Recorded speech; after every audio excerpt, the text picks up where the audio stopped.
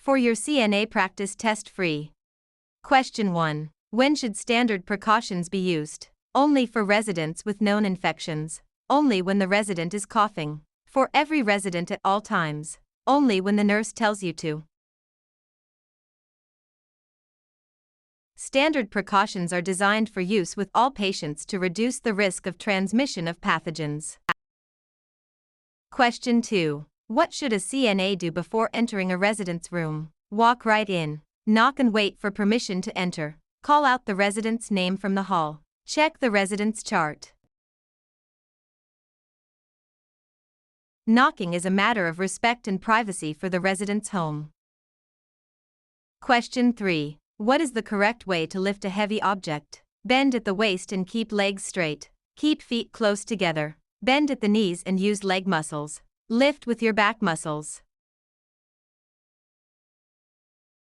Proper body mechanics involve using the strong leg muscles and keeping the back straight to prevent injury. Question 4. What is a common sign of a urinary tract infection, UTI, in an elderly resident? Sudden confusion, increased appetite, better sleep, improved mobility. In the elderly, UTI is often present with cognitive changes or delirium rather than just physical symptoms.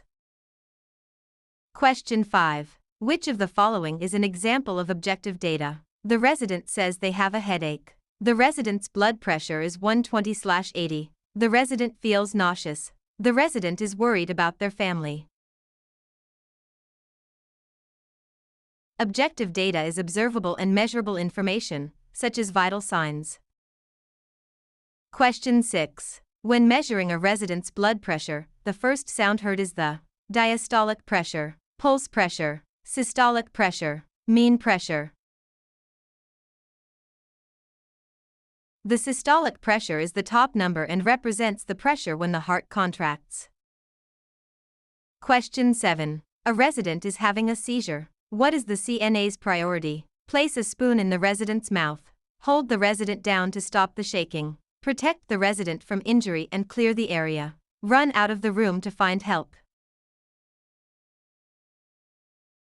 Safety is key. Protect the head and clear objects away. Never put anything in their mouth or restrain them.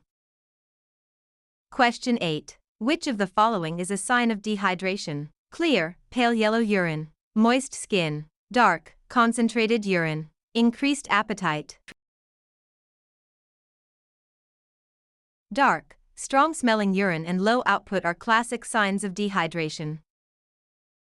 Question 9. A resident refuses a bath. What should the CNA do? Force the resident to bathe. Skip the bath and try again later. Tell the resident's family. Document that the resident is difficult.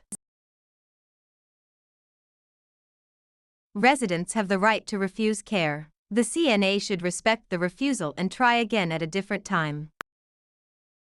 Question 10. A resident is nearing the end of life. What is the CNA's primary role? To encourage the resident to eat a large meal. To provide comfort and emotional support. To discuss medical treatments with the family. To ignore the resident since they are dying.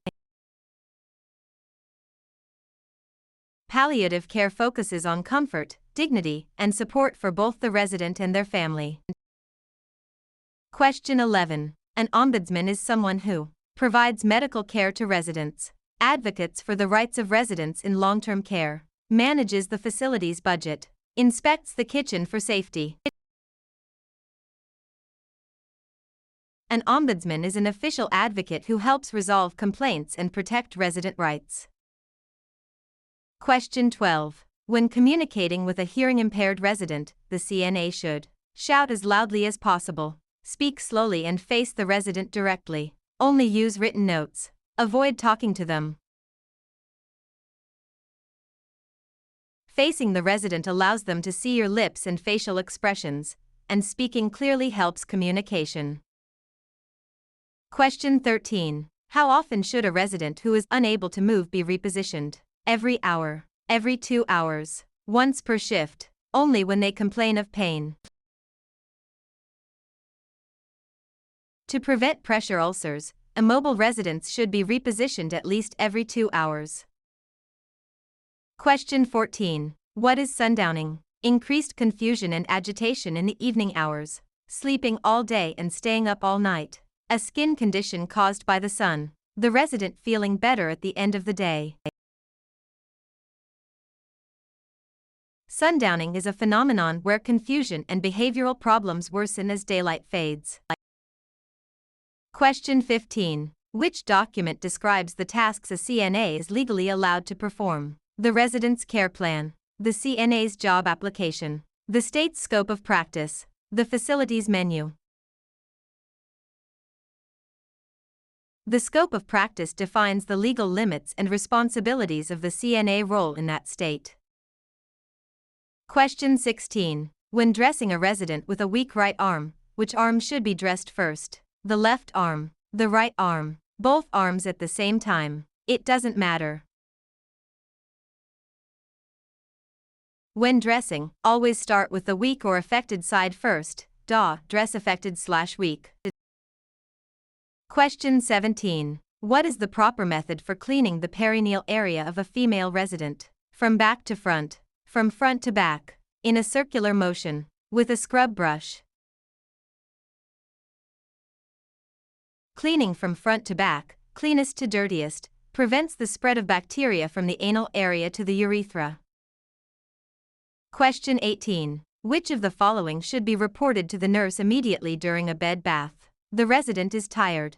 A new red area on the resident's tailbone. The resident wants to wear a blue shirt. The resident is talkative. New skin breakdown or redness over a bony prominence is a sign of a potential pressure ulcer and must be reported immediately. Question 19. Which of the following is a normal part of aging? Loss of all memory, slowed reflexes and reaction time, incontinence, constant pain. While some decline is normal, like slower reflexes, things like total memory loss or incontinence are not normal parts of aging. Question 20. A resident's tray has a full glass of water, but the resident is on NPO status. What does this mean? Nothing by mouth. Next patient only. Needs physical observation. Nutrition per oral. NPO stands for nil per os, meaning nothing by mouth. No food or water should be given.